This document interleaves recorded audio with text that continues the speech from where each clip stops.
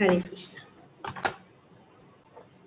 आज हम इस उपदेशामृत के 5वें श्लोक को दोहराएंगे और उसको समझने की कोशिश करेंगे। कृष्णेति यस्य गिरितं मनसा ध्रियते रेत दीक्षास्ति चेत् प्रणतिभिश्च भजतम् ईशम् शुश्रूषया भजन विज्ञान अनन्यमन्य निन्दादिशून्य हृदमिषित संगलब्ध्य। तो इसका अनुवाद इस प्रकार है। मनुष्य को चाहिए कि जो भक्त भगवान कृष्ण के नाम का जप करता है उसका मन से आदर करे। उसे चाहिए कि वह उस भक्त को सादर नमस्कार करे जिसने आध्यात्मिक दीक्षा ग्रहण कर ली है और जो अर्च विग्रह की पूजन में लगा हुआ है, एवं उसे चाहिए कि वह उस शुद्ध भक्त की संगति को करे और श्रद्धा पूर्वक उनकी सेवा करे। जो अनन्य भक्ति में आगे बढ़ा हुआ है और जिसका हृदय दूसरों की आलोचना निंदा करने के प्रवृत्ति से सर्वथा विमुख है। तो यहाँ पे फिर से 5 चीजें बताई गई है, 5-6 चीज बताई गई हैं जो किस प्रकार से हम साधु का संग। श्लोक संख्या 4 और 5 में साधु संग कैसा होना चाहिए, साधु संग क्या है, ये स्तर पे श्री रूपदास गोस्वामी हमें ले जा रहे हैं और उसके अनुसार क्या हमें पालन करना चाहिए। पिछले श्लोक में जिन 6 प्रकार के प्रीति के आदान प्रदानों का उल्लेख हुआ है उन्हें बुद्धिमान पूर्वक व्यवहार में लाने के लिए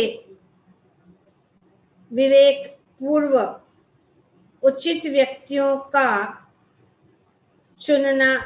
चुनाव करना होगा। तो इस व्यवहार जो प्रीति का जो व्यवहार है एक भक्त और दूसरे भक्त के बीच में, तो वो बुद्धिमानी से विवेक पूर्वक उचित व्यक्ति का चुनाव करना होगा। तो चुनाव करना उचित है क्योंकि सभी भक्त एक ही श्रेणी के नहीं होते, अनेक श्रेणियां हैं भक्तों। पर सबसे बड़ा उपदेश इसमें यह दिया गया कि मनुष्य को चाहिए कि जो भक्त भगवान कृष्ण का नाम का जप करता है उनका मन से आदर करे। जो कोई भी भक्त भगवान कृष्ण का नाम जप करता है उसका जो है मन से आदर करना, ये व्यवहार है। किस प्रकार से एक भक्त और दूसरे भक्त के बीच में जो आदान प्रदान है यहाँ पे बताया, ये बहुत जरूरी है कि इसको हम जानें। उसे चाहिए कि वह उस भक्त को सादर नमस्कार करे जिसने आध्यात्मिक दीक्षा ग्रहण कर ली है और जो अर्च विग्रह की पूजन में लगा हुआ है, एवं उसे चाहिए कि वह उस शुद्ध भक्त की संगति करे और श्रद्धा पूर्वक उनकी सेवा करे। पहला चीज है, जो कोई भी भक्त हो, अगर वो भगवान का नाम ले रहा है तो उसका हमें आदर करना चाहिए। One should mentally honour. कैसे? मन से हमें उनका आदर। One should mentally honor the devotee who chants the holy name of the Lord. Point 1. आगे क्या क्या करना है? पहले कौन से भक्त को, उसे चाहिए कि वह उस भक्त को सादर नमस्कार करे जिसने आध्यात्मिक दीक्षा। अभी नाम स्मरण सब कोई कर सकता है, उसका आदर कर, लेकिन जिसने दीक्षा ली है उनको सादर नमस्कार करना है। और क्या करना है? और वे जो दीक्षा ली है और वही भक्त अगर अर्च विग्रह के पूजन में लगा हुआ है एवं उसे चाहिए कि वह उस शुद्ध भक्त की संगति, तो पहला है क्या करना है? नमस्कार करना है। कौन से भक्त को? जो दीक्षा लिया है, दीक्षित भक्त। और दूसरा है उनकी संगति प्राप्त। तो संगति प्राप्त करने के बाद में क्या? उनकी सेवा करना चाहिए। जो अत्यंत भक्ति में, अनन्य भक्ति में आगे बढ़ा है, तो ये हमारा व्यवहार है। जिन भक्तों ने दीक्षा ली है, जो अर्च विग्रह की सेवा में लगे हुए हैं, उनको नमस्कार करना है, उनका सादर उनका आदर करना है, उनका संग प्राप्त करना है और उनकी सेवा करना। ये है लक्ष्य, व्यवहार एक भक्त और दूसरे भक्त के बीच में। और जिसका हृदय दूसरों की आलोचना करने की प्रवृत्ति से सर्वथा विमुख है। तो ये सब लक्षण जो भक्त में है, ऐसे भक्त का हमें नमस्कार, आदर, संग, सेवा करना चाहिए। तो यहाँ पे बताया गया है, कृष्णेति यस्य गिरितं मनसा गृहीत। कृष्ण इति मतलब भगवान का जो नाम है। यस, कौन? जो भगवान का, उनको मन से, जो अपने जीवन में भगवान का नाम लेता है, उसे हमेशा हमें आदर करना है। दीक्षास्ति चेत प्रणतिभिश्च भजन्तम, जो हमेशा भगवत गीता, दीक्षा प्राप्त करना। एक्चुअली इस तात्पर्य में प्रभुपाद जी बहुत सारी चीजें जो है बताते हैं दीक्षा के विषय पर। जैसे हमने बताया, महत्वपूर्ण चीजें ही हम चर्चा कर सकते हैं जो इस श्लोक के संबंधित है, और विस्तार रूप से तो हमें समय से करना होगा, फिर सब जो एब्जॉर्ब नहीं होगा। अब हम तो सिर्फ रन थ्रू कर रहे हैं इस श्लोकों का, तो इसीलिए पूर्णतया से जो पॉइंट्स है वही कवर करें। तो ये यहाँ पे बताया दीक्षा प्राप्त करना बहुत जरूरी। दीक्षा मतलब जो है हम भगवान को शरणागत, पूरी तरह से शरणागत होना चाहते हैं। और शरणागति जो है शुरू होता है गुरु के साथ।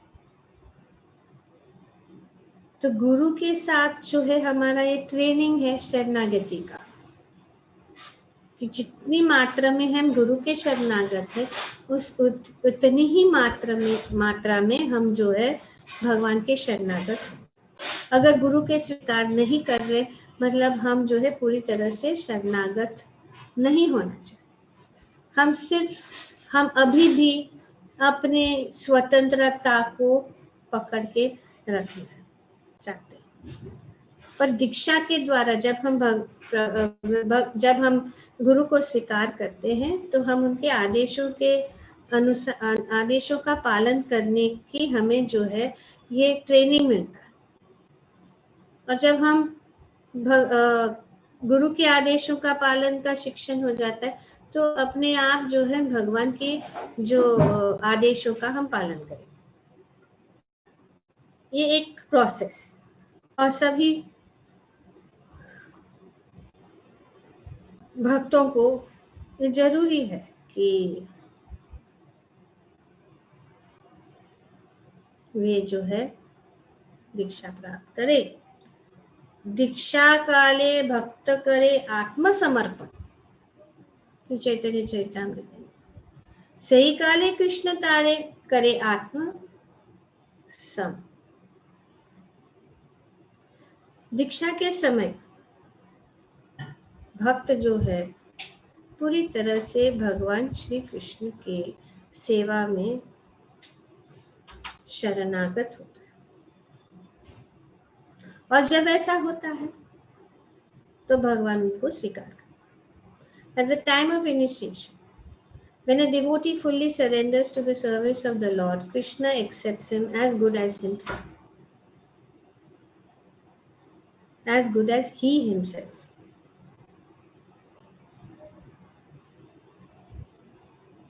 दिव्य ज्ञानम यतो दद्यात् कुर्यात् पापस्य सायं तस्मान् दीक्षेति स प्रोक्ता देशिकेस्तत्त्वकोविदे। जब हम दीक्षा ग्रहण करते हैं, भक्ति संदर्भ में श्री जीव गोस्वामी बताते हैं कि हम वो भौतिक चीजों से हमारा जो लगाव है, रुचि है, वो नष्ट हो जाए और हम पूर्णतया से आध्यात्मिक जीवन में हमारी रुचि बढ़ जाती है। दीक्षा लेना यही है कि जो सीरियस व्यक्ति है, जो सीरियस भक्त है, वो दीक्षा लेना जरूरी है। क्योंकि दीक्षा से ही जो है भगवान, यहाँ पे जैसे बताया जा रहा है कि भगवान उनको स्वीकार करते, गुरु के माध्यम के द्वारा जो है हम भगवान तक पहुंच।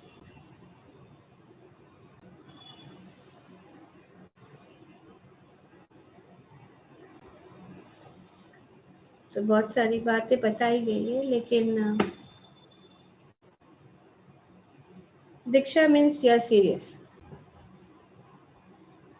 नहीं तो फिर भी हम कभी कभी ना कॉन्फिडेंट नहीं है, अभी हम चैंटिंग नहीं करेंगे या चैंटिंग नहीं कर सकते या नियम का पालन ठीक से नहीं कर रहे, तो इसमें समय बहुत नष्ट हो जाता है। तो सीरियसली समझना है। और वैसे भी हमें जल्दी से जो नियम है, और दिन पर दिन जो है नियम और भी कठिन होते जा रहे, क्योंकि शिष्य जो है दीक्षा के बाद भी सीरियस नहीं होते। तो इसके लिए बहुत पहले से ही गुरु जो है देखता है कि वो अच्छे से नियम पालन कर रहा है कि नहीं। कभी कभी बहुत साल भी लग जाते हैं। हम दीक्षा के लिए तैयार है, लेकिन गुरु स्वीकार करने तक और गुरु दीक्षा देने तक काफ़ी समय लगता है। तो अगर हम समय ऐसे गवाएंगे तो फिर बहुत समय चला जाए। तो जो सीरियस है ये इसको सीरियसली समझे और उसको अपनाने की कोशिश करें। 4 नियमों का पालन दृढ़ता से करें, शास्त्रों का अध्ययन करें और 16 माला रोज जप करें और सेवा करें, भक्तों के संग में रहे, इस प्रकार से, और अपनी भौतिक चीज़ों से आसक्ति कम हो जाए। धीरे धीरे अपने जीवन में भगवान की भक्ति को ही ऊंचा स्थान दे। इस प्रकार से हम अपने जीवन को मोड़ के शरणागति की ओर और फिर भगवान जो है प्रसन्न होके, जैसे कि यहाँ बताया गया है कि वे जो है हमें स्वीकार करें। तो दीक्षा की बात और भक्ति में भी अनेक श्रेणियों के भक्त। अभी इसका वर्णन यहाँ पे किया जाए। ये तुलना करने के लिए नहीं है। जो अनेक श्रेणियां है भक्त की, ये तुलना करने के लिए नहीं है। ये इसीलिए है कि हम कहाँ कौन सी स्तर पे है वो जानने के, और हम उस कौन से स्तर पर है उस स्तर से आगे ऊपर कैसे उठे। वो 3 श्रेणियां हैं, कनिष्ठ अधिकारी, मध्यम अधिकारी और उत्तम अधिकारी। दीक्षा लेने के बाद, भक्ति में आने के बाद भी हमें सिर्फ कनिष्ठ अधिकारी के स्तर पे नहीं रहना, हमें उठना है ऊपर, मध्यम अधिकारी से लेके उत्तम अधिकारी। तो इसका वर्णन यहाँ पे श्री रूप गोस्वामी कर रहे हैं ताकि हम समझ सकें और हम जान सकें कि हम कहाँ पहुंचे।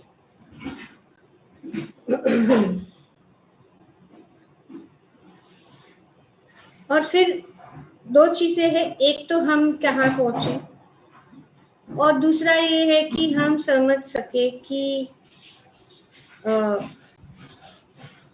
किसकी कृपा हम सबसे ज्यादा पाए, इसको आगे बढ़े तो हम पता ही नहीं लगेगा, हम पहचान ही नहीं सकते। तो हम सब जब सब भक्तों को समान तो है एक स्तर पे कि सब लोग, लेकिन किसके अंदर ज्यादा शक्ति है जो हमें कृपा दे सकते उसके, क्योंकि अंतिम हमारा उद्देश्य है कि संग में रहकर हमें सबसे उत्तम लाभ प्राप्त हो। तो इसीलिए यहाँ पे श्री रूप गोस्वामी बताते हैं कि पिछले श्लोक में उन 6 प्रकार के प्रीति के आदान प्रदानों का उल्लेख हुआ है। उन्हें बुद्धि पूर्वक व्यवहार में लाने के लिए विवेक पूर्वक उचित व्यक्तियों का चुनाव करना होगा। अतएव श्री रूप गोस्वामी परामर्श देते हैं कि हमें वैष्णवों से उनके विशेष पद के अनुसार उचित रीति से मिलना होगा। वेरी इंपॉर्टेंट है कि किस प्रकार से हम पद के अनुसार उनके साथ व्यवहार करें। सब एक से नहीं, किस भक्त को आदर या कृपा किससे पाना। इस श्लोक में यह बताते हैं कि 3 प्रकार के भक्तों, 3 प्रकार के भक्त, कनिष्ठ अधिकारी, मध्यम अधिकारी तथा उत्तम अधिकारी के साथ किस तरह से व्यवहार किया जाए। तो ये 3 प्रकार के भक्त है, कनिष्ठ अधिकारी, मध्यम अधिकारी और उत्तम अधिकारी। और इन 3 प्रकार के भक्तों के साथ किस तरह से व्यवहार किया जाए। कनिष्ठ अधिकारी कौन है? कनिष्ठ अधिकारी ऐसा नौसिखिया है जिससे हरिनाम की दीक्षा गुरु से मिली है और जो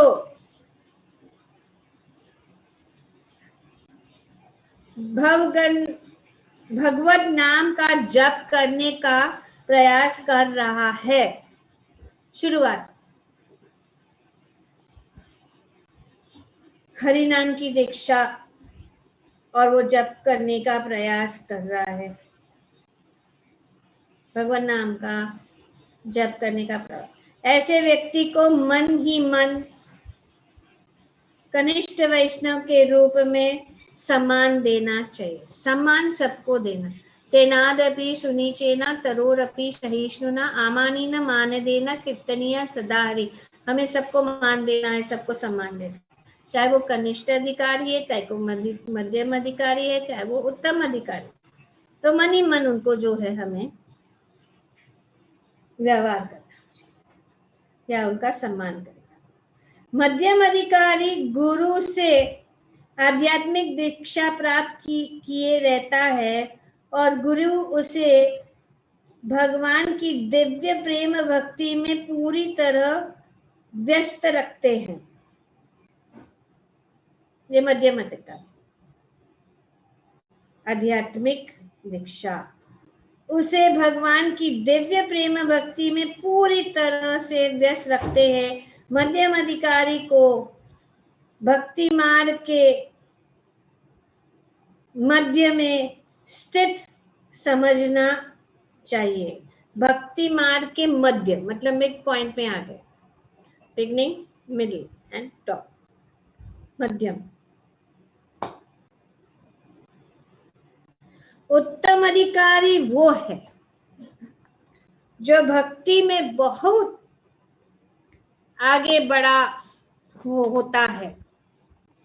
उत्तम अधिकारी अन्यों की निंदा करने में रुचि नहीं लेता।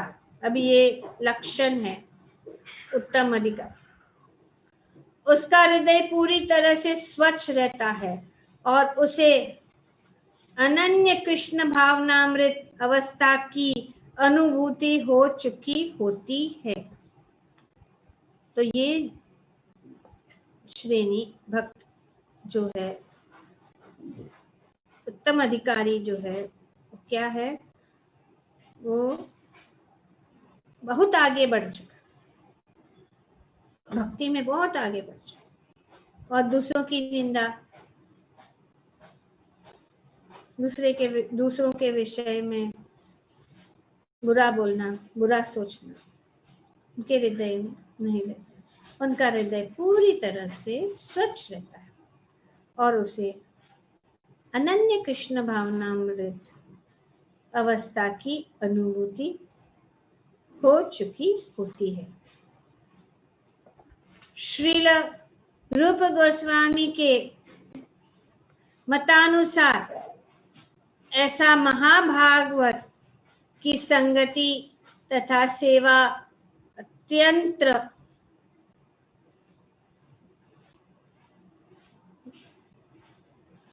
वांछनीय है। ऐसे महाभागवत, उसको महाभागवत, उत्तम अधिकारी, ये उत्तम अधिकारी जो है उच्च श्रेणी के भक्त। हम अभी कनिष्ठ और मध्यम में ही, तो हमें आगे बढ़ना है, महाभागवत उच्च श्रेणी के भक्त तक पहुंचना है।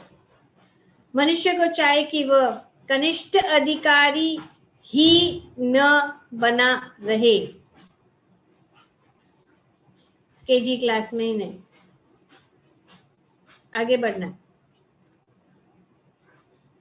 मनुष्य को चाहिए कि वह कनिष्ठ अधिकारी ही न बना रहे, जो सदैव भक्ति के निम्नतर स्तर पर रहता है और केवल मंदिर के अर्च विग्रह की पूजा करने में रुचि दिखाता है। ये लो स्टेज है, अर्च विग्रह की सेवा में ही रुचि दिखाता है, वो एक्चुअली लो स्टेज है, निम्नतर स्तर पर होता है और केवल मंदिर के अर्च विग्रह की पूजा करने में रुचि दिखाता। ऐसे भक्त का वर्णन श्रीमद् भागवत के 11वें स्कंद में किया गया है।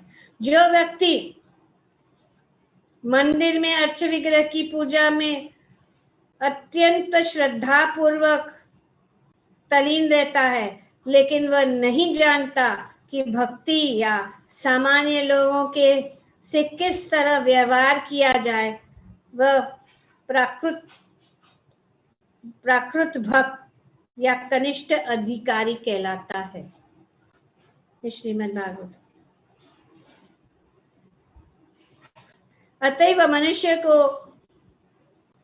कनिष्ठ अधिकारी के पद से ऊपर उठकर मध्यम अधिकारी के पद तक पहुंचना चाहिए। तो ये अधिक अच्छे विग्रह की सेवा, भगवान की भक्ति, ये ठीक है, ये अच्छा है, भक्ति है ना, पर ये जो है उस लेवल से हमें, क्योंकि उसके साथ साथ में जब हम अच्छा विग्रह की सेवा करते हैं तो हमारा व्यवहार दूसरों भक्तों के साथ अच्छा होना चाहिए।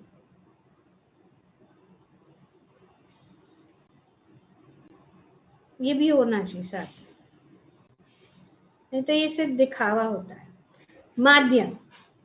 मध्यम अधिकारी भक्त वह है जो पूर्ण पुरुषोत्तम भगवान को प्रेम के सर्वोच्च पात्र मानकर पूजता है। ये भाव, अच्छे विग्रह की सेवा, लेकिन कैसे? पूर्ण पुरुषोत्तम भगवान श्री कृष्ण को प्रेम के सर्वोच्च पात्र मानकर, और किसी नहीं। अर्च विग्रह ही सब कुछ है, भगवान ही सब कुछ है।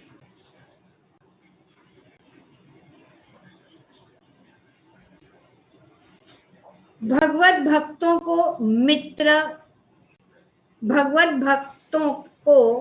मित्र बनाता है।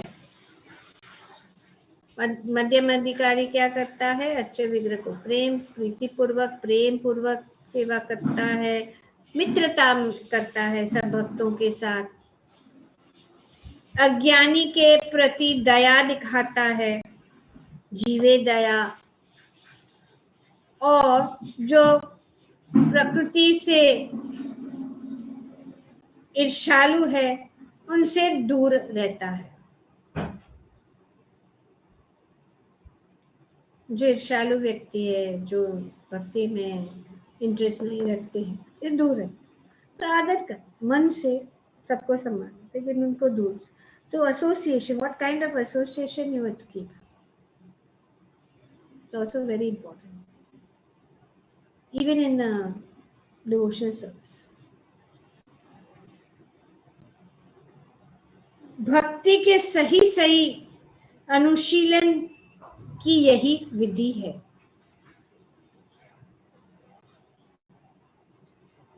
अतएव इस श्लोक में श्री रूप गोस्वामी ने हमें उपदेश दिया है कि विभिन्न भक्तों के प्रति किस तरह व्यवहार किया जाए।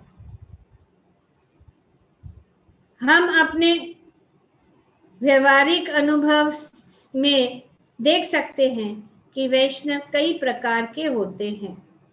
प्राकृत सहज्य सामान्यता हरे कृष्ण महामंत्र का जप करते हैं, फिर भी वे स्त्री, धन तथा नशा के प्रति आसक्त रहते हैं। अपने भक्त नहीं, लेकिन जनरली हम देखते हैं, इसीलिए हम जो है सबसे सुनते हैं, पर हमने उनका निजी जीवन, हाँ वो बोलता है ठीक है भक्त है, जप कर रहा है, सब कुछ कर रहा है,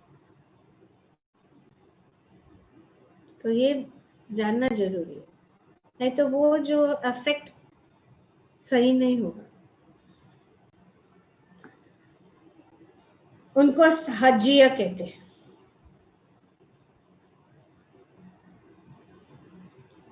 सहज्य, प्राकृत सहज्य सामान्यतः हरे कृष्ण महामंत्र का जप करते हैं, फिर भी वे स्त्री, धन तथा नशे के प्रति आसक्त रहते हैं। भले ही ऐसे लोग भगवान के पवित्र नाम का जप करते हो, लेकिन फिर भी वे ठीक से शुद्ध नहीं हो पाते। और फिर कहते हैं कि हरि नाम में पावर नहीं, कि हरि नाम में कोई इफेक्टिव नहीं है। पर क्या क्या साथ में तुम पकड़ के बैठे हो, तो शुद्धिकरण कैसे होगा? दोनों साथ में नहीं जाते। भले ही ऐसे लोग भगवान के पवित्र नाम का जप करते हो, लेकिन फिर भी वे ठीक से शुद्ध नहीं हो पाते। ऐसे लोगों का मन से आदर करना चाहिए। Now you have to recognize, किंतु उनकी संगति से बचना चाहिए। जो अवोध है किंतु सहज ही बुरी संगति में पड़ गया है, उन पर तभी दया दिखानी चाहिए जब वे शुद्ध भक्ति से उचित उपदेश ग्रहण करना चाहते हैं। तो ये जो है मध्यम अधिकारी जो है वो समझ सकता है, देख सकता है। उत्तम अधिकारी, महाभागवत गुरु, वो हमें हमारे आचरण से, हमारे कैसे हम खड़े हैं, कैसे हम बैठे हैं, कैसे हम बोल रहे हैं, उनको पता लग जाता है कि कौन से स्तर पर हैं और किस प्रकार से वे हमें प्रोत्साहन करें कि हम आगे बढ़ सकें। तो उनके सामने हम चीट नहीं कर सकते। हालांकि वे दया दिखाते, लेकिन हमें जानना है कि हमारा पोजीशन क्या है। उस पोजीशन को जान के हम अपने आप को ऊपर उठाना है।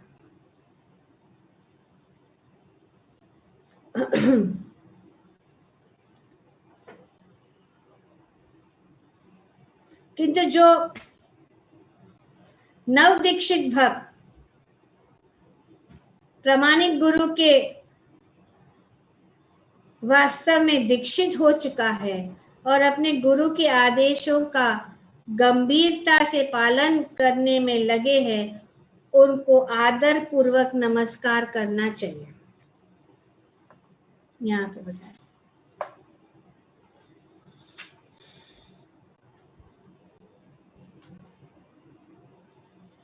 इस श्री कृष्ण भावनामृत आंदोलन में जाति, नेशनल या रंग का भेदभाव नहीं किए बिना प्रत्येक मनुष्य को आदर दिया जाता है। ये है, सबको आदर दिया जाता। इस आंदोलन में हर व्यक्ति को सम्मिलित होने या हमारे साथ बैठने, प्रसाद लेने तथा कृष्ण के विषय में सुनने के लिए आमंत्रित किया जाता है। तो कभी कभी कुछ भक्त या कोई नए लोग आते हैं तो देखते हैं कि अरे ये आ रहा है मंदिर में, भक्ति कर रहा है, लेकिन वो उसका आचरण ठीक नहीं, बिहेव नहीं कर रहा है ठीक नहीं। तो वे फिर कहते हैं ये भक्त लोग अच्छे हैं। कुछ ऐसे भक्तों को देख लिया समझ, तो बोलेंगे ये भक्त लोग अच्छे, लेकिन ऐसा नहीं है। सबको मौका दिया जाता है। किसी को ऐसे अगर उनका आचरण भी अच्छा नहीं है तो उसको निकाला नहीं जाता, तो वो कोशिश कर। सभी में दोष है, उनको दोषों को नहीं देखना है, हमें देखना है कि वे कितना प्रयास कर रहे हैं ऊपर उठने के लिए। क्योंकि किसी को मना नहीं, ऐसे नहीं कि चुन चुन के कि जो लोग इस पदवी पे है वो ही अंदर आएंगे मंदिर के अंदर, जो उत्तम अधिकारी है वो ही आएगा, जो परमहंसा है वो ही आएगा। नहीं, ऐसा नहीं। जात पात तो अलग है, लेकिन कोई भी आ सकता है। जैसे प्रभुपाद के समय में जब शुरुआत में या उस समय भी कैसे कैसे ये सब हिप्पी, शराबी, सिगरेट पीने वाला, मांस खाने वाला, ये सब लोग आते। और कभी कभी कैसे उन लोग व्यवहार भी करते हैं। कभी कभी ऐसा भी होता था कि वो प्रभुपाद जी को मारने के लिए खड़े हो जाते थे, तो ऐसे भी है। लेकिन उत्तम अधिकारी जो है वो बहुत ही दया दिखाता है, कि वे जानते हैं कि ये जो है, ये उनका जो बुरा प्रवृत्ति है वो धीरे धीरे हरि नाम से वो शुद्धिकरण हो जाएगा और वो शुद्ध हो जाएगा। तो ऐसे नहीं सोचना कि अरे मंदिर में ऐसे किया तो इस भक्त ने ऐसे मेरे साथ किया, ऐसा बोला, ऐसा किया, ऐसा किया, तो ये नहीं देखना है। क्योंकि सब लोग कोशिश कर रहे हैं, सब लोग अपनी जो बुरी वासनाएं हैं, बुरी चीज़ें हैं, उनको दूर करने। संग में भी ऐसा रहता है, कभी कभी कुछ भक्त होते हैं, तो हमें उनके ऊपर ये नहीं दया दिखानी चाहिए। तो हम ऊपर है, हमें ऊपर उठना है, उनके साथ नीचे नहीं जाना है, उनकी निंदा करके या उनको दोष दे के या उनके विषय में दुख होता है। कभी कभी कुछ भक्त ठीक से व्यवहार नहीं करते हैं तो बहुत दुख होता है, ऐसा लगता है कि उसको निकाल दो, उसको आने मत दो, सब दूषित कर रहा है वातावरण। लेकिन ऐसे करने से क्या मिलने वाला है? तो इसीलिए हमें, अगर हम सब शिक्षित हैं तो हम देख सकते हैं कि क्या हो रहा है। ज्ञान नहीं है तो फिर तुरंत हम जो पॉइंट आउट करने के लिए अच्छा ये बुरा है, ये नहीं। हमें ये जो चीजें हैं हमें हमारे लिए है, ये पॉइंट ध्यान में रखना है कि जो कोई भी नियम है पहले हमारे लिए है, दूसरों के ऊपर नियम नहीं थोपना है, ना ही दूसरों से नियम का सही पालन करने की हमें इच्छा रखनी चाहिए कि वो अच्छी तरह से क्यों नहीं कर रहा है, क्या हम उनको दया करके उनके दोष को नहीं, लेकिन उनको ऊपर उठाने की कोशिश करें, उनको कुछ कार्य दो, कुछ सेवा दो जो उसको अच्छा लगता है। अगर उसको प्रसाद अच्छा लगता है, प्रसाद के टाइम पे कुछ लोग आ जाते हैं, क्लास सुनते नहीं है, तो कोई बात हमें नहीं। अरे हमने तो इतना पूरा पहले से 8 बजे से 9 बजे तक हम लोग बैठे सुने और ये एकदम आ गया और बस प्रसाद के टाइम में प्रसाद, उसने कुछ किया नहीं, कुछ नहीं, और फिर प्रसाद खा रहे, चलो प्रसाद से उसका शुद्धिकरण हो जाए। बहुत सारे उदाहरण हैं, पर ये हमें इसीलिए जानना चाहिए कि अनेक अनेक श्रेणी के, तो हम एक्सपेक्ट नहीं कर सकते कि सभी एक लेवल पे हो, और हम आदर भी सभी को एक लेवल पे नहीं देना चाहिए, या ऐसे कहा जाएगा कि सबको आदर किस उनके लेवल के अनुसार देना, ताकि फिर हम उनको बिगाड़े भी नहीं। और नया नया उसको चने के जार पे चढ़ा दिया, फिर वो जल्दी से नीचे गिरेगा। तो किस प्रकार से हम उनको सम्मान देना, आदर देना, उनका स्थिति को समझना, और हम भी अपनी स्थिति को समझे और आगे बढ़े। तो उठने बैठने, साथ बैठने, प्रसाद लेने तथा कृष्ण के विषय में सुनने के लिए आमंत्रित किया। तब जब हम देखते हैं कि कोई व्यक्ति सचमुच ही कृष्ण भावनामृत में रुचि रखता है और दीक्षित होना चाहता है, तो उसे हम भगवान के पवित्र नाम का कीर्तन करने के लिए शिष्य रूप में ग्रहण करते हैं।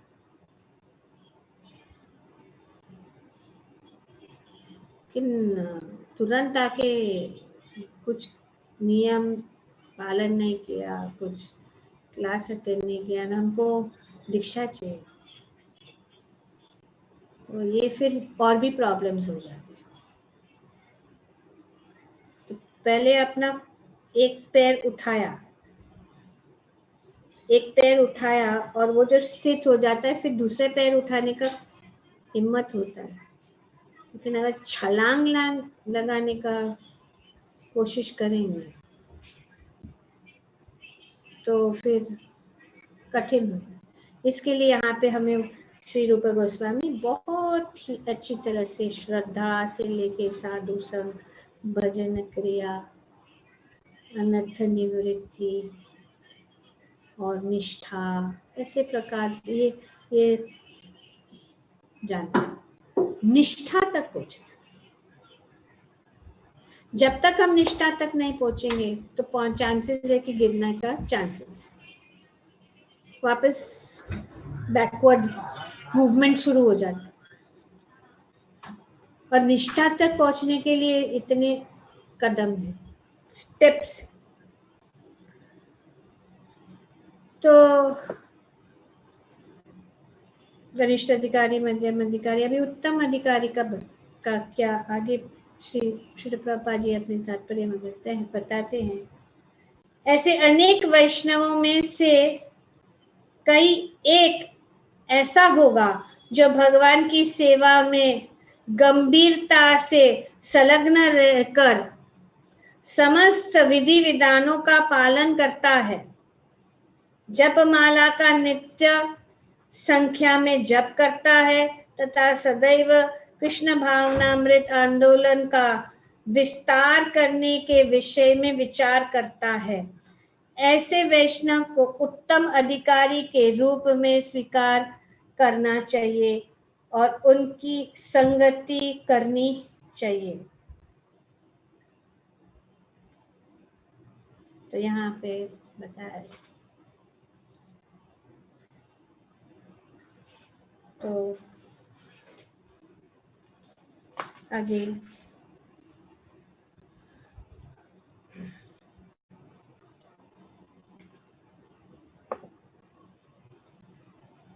जो कुछ अभी गुरु के कैसे आदर, गुरु के साथ कैसा व्यवहार होगा, जो कुछ पास में हो उसे समर्पित करना चाहिए, क्योंकि वह आदेश है कि मनुष्य के पास जो कुछ भी है वह गुरु को दे दिया जाए।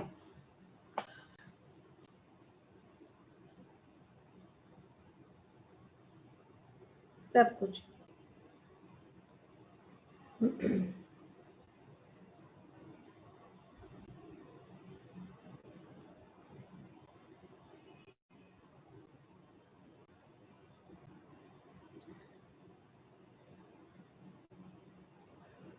जब कोई व्यक्ति अपने आप को कृष्ण के सनातन सेवक के रूप में जान लेता है, तब वह कृष्ण की सेवा के अतिरिक्त और किसी चीज की में रुचि नहीं लेता। वह सदैव कृष्ण का चिंतन करता हुआ कृष्ण के पवित्र नाम के प्रसार हेतु साधनों की खोज करता हुआ सोचता है और उनका एकमात्र कार्य विश्व भर में कृष्ण भावनामृत आंदोलन का प्रसार करना है। ऐसे व्यक्ति को उत्तम अधिकारी मानना चाहिए और 6 विधियों के अनुसार तुरंत उनकी संगति स्वीकार करनी चाहिए। निस्संदेह प्रगत उत्तम अधिकारी वैष्णव भक्त को गुरु रूप में स्वीकार करना चाहिए। तो ये गुरु है, गुरु का लक्षण। जो कुछ पास में हो उन्हें समर्पित करना चाहिए, क्योंकि यह उपदेश है कि मनुष्य के पास जो कुछ भी है हो वह गुरु के को दे दिया जाए। तो ऐसा नहीं है कि गुरु सब ले ले, भाव को देता है। हाँ, गुरु को चाहिए नहीं, भगवान को भी नहीं चाहिए। इनफैक्ट हम भगवान को देते हैं तो भगवान हमें 10 गुना ज्यादा देंगे। गुरु को देने के लिए हमारे पास है ही क्या कि हम दे सकते, है ही नहीं कुछ। उनके जो ऋण को हम कभी भी नहीं चुका सकते, जन्म जन्मांतर तक हम उनके ऋण को नहीं चुका, कुछ भी हमारे पास नहीं। सिर्फ जो है हमारी श्रद्धा, हमारी शरणागति और गुरु के आदेशों का पालन ही गुरु का उपहार। अगर गुरु को प्रसन्न करना है तो गुरु के आदेशों के अनुसार हमें चलना। ऐसे डरो मत, जिन्होंने भक्ति हरी सब कुछ देना चाहिए, क्या होगा तो हम तो रास्ते पे हो जाएंगे, गुरु लब ले लेगा, ऐसा होता है। दूसरे से ऐसा नहीं है। ऐसा नहीं। हम देखते हैं, हम जब दीक्षा लेते हैं, हमारा ही उदाहरण ऐसे, महाराज what can I do, how can I repay you, सिर्फ वन वर्ड, प्रचार, फिनिश हो गया। गुरु क्या बोले? जब गुरु को बताएंगे कि हम आपकी शरण, हमारे लिए क्या आदेश, गुरु यही कहेगी 16 माला जप करो, मॉर्निंग प्रोग्राम में आओ, भागवतम सुनो, भक्तों का संग रखो, शास्त्रों का अध्ययन करो, प्रचार करो, भक्तों की सेवा करो, भगवान की सेवा, वही ये हमारे हित के लिए। और अगर वे हमें कुछ योग्यता देखते हैं तो बताएं कि तुम्हें ये गुण है। जैसे कि भक्ति सिद्धांत सरस्वती गोस्वामी ने देखा कि प्रभुपाद जी के अंदर गुण है, उन्होंने देखा कि प्रभुपाद जी बहुत अच्छा अंग्रेजी जानते हैं, तो उन्होंने उनको आदेश दिया कि आप जो है ये सभी जो श्री चैतन्य महाप्रभु की जो गौरवाणी है, जो है पाश्चात्य देश में उनका प्रचार,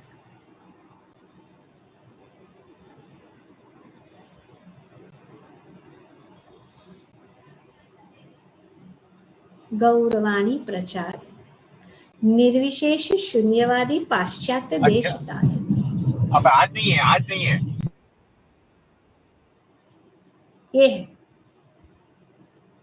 इसके लिए हम प्रभुपाद जी प्रणति में निर्विशेष शून्यवादी गौरवाणी प्रचार, तो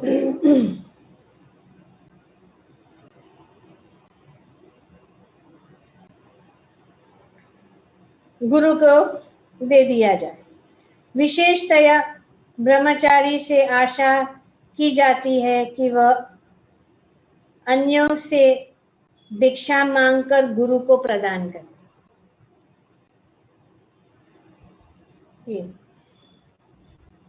दीक्षा के एक दिन के बाद करते हैं एज ए नियम, बाद में तो सब सो भूल जाते हैं। दीक्षा हुई है, भिक्षान दो से हम जाते थे मार्केट में, जब दीक्षा हुई तो सब इतने सारे सब भक्त लोग सबके पास जाके भिक्षा ला के दीक्षा के बाद में ये भिक्षा को गुरु के चरण में दे। अभी भी होता है, दीक्षा के बाद ये करते एक दिन के लिए, ताकि ये नियम है ना, ये वैदिक विधान है। जब गुरु से हम शिक्षा प्राप्त कर रहे, दीक्षा प्राप्त कर रहे, तो हमें उनका गुरु दक्षिणा देनी पड़े। सबसे बड़ी गुरु दक्षिणा ये है कि उनके आदेशों का पालन करो।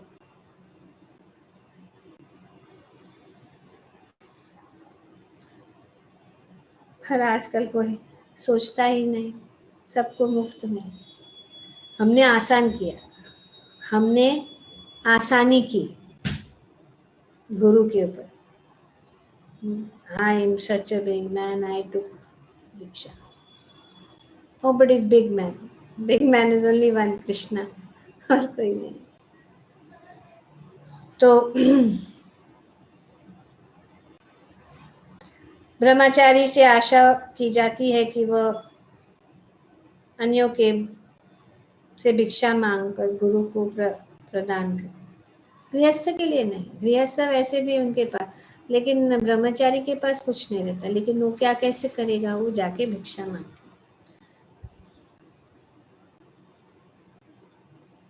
किंतु स्वरूप सिद्ध हुए बिना किसी को महाभागवत अर्थात उन्नत भक्त के आचरण का अनुकरण नहीं करना चाहिए, क्योंकि ऐसा अनुकरण से अंततः पतन होता है। अपने पोजीशन पे समझना, पोजीशन पे रखना है। अगर हम उत्तम अधिकारी के पोजीशन पे अपने आप को समझे जो हम नहीं हैं, तो फिर पतन हो सकता है। इस श्लोक में श्री रूप गोस्वामी भक्त को कम से कम इतना बुद्धिमान बनाने के लिए उपदेश देते हैं जिससे वह कनिष्ठ, मध्यम तथा उत्तम अधिकारी में अंतर कर सके। भक्त को अपनी स्थिति भी जाननी चाहिए और किसी उच्च पद पर स्थित भक्त का अनुकरण करने का प्रयास नहीं करना चाहिए। इस संबंध में श्री भक्ति विनोद ठाकुर ने कुछ व्यवहारिक संकेत दिए हैं। उत्तम अधिकारी वैष्णव को उनके इस समर्थ के आधार पर पहचाना जा सकता है कि वह अपने अनेक पतितात्माओं को वैष्णव मत के में बदल देता है। उत्तम अधिकारी क्या है? सबको वैष्णव मत में बदल देता है। जब तक कोई उत्तम अधिकारी का पद प्राप्त न कर ले तब तक उसे गुरु नहीं बनना चाहिए। जल्दी से तुरंत आसन के ऊपर बैठने के लिए भागना नहीं चाहिए। थोड़ा सा हो जाता है तो हम तुरंत आसन पे जाके बैठने का शुरू करना है। हमको करना है, हमको बोलना है, हमको ये करना है, लेकिन पहले हमें वो जो है स्थिति पर पहुंचना है। जब तक कोई उत्तम अधिकारी के पद पर प्राप्त न कर ले तब तक उसे गुरु नहीं बनना चाहिए। एक नव दीक्षित वैष्णव या मध्यस्थ पद को प्राप्त वैष्णव भी शिष्य बना सकता है, लेकिन ऐसे शिष्यों को उसी स्तर का होना चाहिए और यह जान लेना चाहिए कि उनके उपयाप्त मार्गदर्शन में ऐसे शिष्य जीवन के चरम लक्ष्य की ओर ठीक से प्रगति नहीं कर सकते। अतएव शिष्य को सतर्क रहना चाहिए कि गुरु के रूप में उत्तम अधिकारी को ही स्वीकार करें। यहाँ पे उत्तम अधिकारी को स्वीकार। तो ये कौन उत्तम अधिकारी है, इसके लिए यहाँ पे जो श्री रूप गोस्वामी हमें बता रहे हैं। अभी व्हाट्सएप में तो बहुत गुरु हो गए, बहुत गुरु हो गए। इतना सब बोलते रहते हैं और इतना सब फॉरवर्ड करते रहते हैं और हमें पता भी नहीं किससे ये फॉरवर्ड आ रहा है। उनका ना चरित्र जानते हैं, ना उनका जीवन जानते हैं, ना उनको देखा है। और ये सब यूट्यूब में भी इतने सारे लोग, कितने लोग एक्चुअली सुन रहे हैं और कितने लोग पालन कर रहे हैं, कुछ पता नहीं। उसके लिए जूम बेटर है, क्योंकि एटलीस्ट देख सकते हैं सामने कौन कौन है, देख सकते हैं तो पता भी नहीं लगता है कौन कौन से है और कैसे कैसे प्रश्न पूछते रहते हैं। तो ये जो है उपदेश है कि 3 प्रकार की श्रेणियां हैं, कनिष्ठ अधिकारी, मध्यम अधिकारी और उत्तम अधिकारी। और उत्तम अधिकारी के विषय में ये बताया गया है कि उनको नमस्कार करना है, उनकी संगति प्राप्त करना है, उनके और क्या बताया है, उनको नमस्कार करना है, उनकी संगति प्राप्त करनी है, उनकी सेवा करनी है और उनसे शिक्षण प्राप्त करना है। ओके, सो आज का ये श्लोक यहाँ पे 5वें श्लोक